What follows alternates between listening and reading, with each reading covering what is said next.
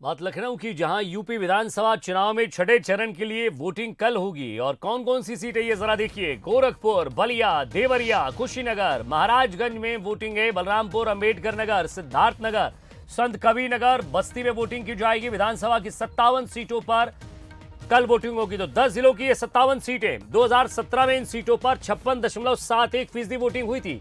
ये इसलिए बता रहे हैं क्योंकि लगातार वोटिंग परसेंटेज जो है वो लगभग 10 साल पुराना फिर रिपीट हुआ है। तो वहां पहले क्या वोटिंग प्रतिशत रहा है, कल किस तरह का रहेगा, इस पर भी नजर रहेगी ताकि आपका सामान्य ज्ञान जो है वो बराबर बना रहे, आप भी खबरों से अपडेट रहें, यही कोशिश हमारी। बीजेपी ने 46, बसपा ने 5, सपा ने 2, कांग्रेस ने 1 सीट पाई थी और सुभाषपा ने 1 सीट पाई थी। वहीं अपना दल जो कि इस चुनाव में काफी ताकत झोंक रहा है, 1 सीट पाई थी। अमन मणि त्रिपाठी ने निर्दलीय 59वां सीट जीती थी।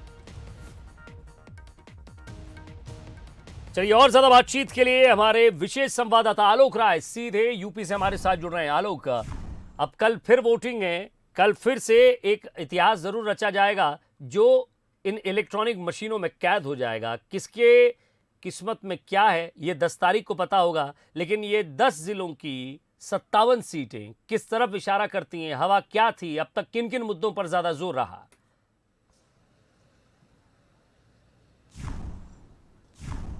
देखिए, बिल्कुल कल जो है छठा चरण है उत्तर प्रदेश विधानसभा चुनाव 2022 का, और एक बहुत ही महत्वपूर्ण फेज होगा ये, क्योंकि इसके बाद सिर्फ एक फेज और बचेगा 7 मार्च को।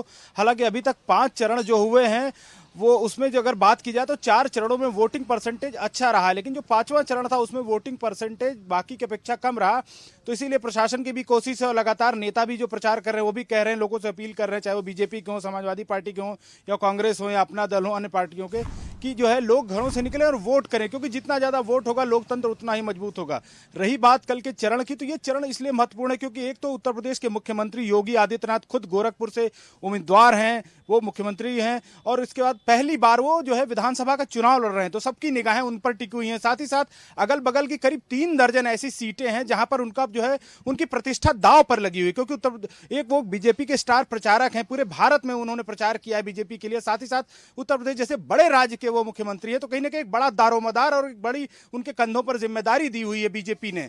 साथ ही साथ बीजेपी के कई मंत्री हैं, जैसे सूर्य प्रताप शाही हैं, जयप्रताप सिंह हैं, सतीश चंद्र द्विवेदी हैं, ऐसे बड़े मंत्री हैं योगी मंत्रिमंडल के, जिनकी किस्मत भी कल ईवीएम में कैद हो जाएगी। तो कहीं ना कहीं एक बड़ा महत्वपूर्ण और निर्णायक फेज होने वाला है ये जो 10 जिलों के 57 विधानसभा सीटें हैं। और 2017 की अगर बात करें तो बीजेपी इसमें से जो है 40 से ज्यादा सीटें बीजेपी के पास थी, इसके अलावा उसका गठबंधन के पास थी। तो कुल मिलाकर कहीं ना कहीं बीजेपी के ऊपर यह दबाव भी है कि उसी प्रदर्शन को फिर से दोहराया जाए। तो कुल मिलाकर एक महत्वपूर्ण फेज होने जा रहा है जो छठा चरण होगा कल का। जी शुक्रिया आलोक इस तमाम बातचीत के लिए। तो कल का ये महत्वपूर्ण चरण, छठा चरण, इसके बाद आखिरी चरण बचता है यूपी में 7वां चरण।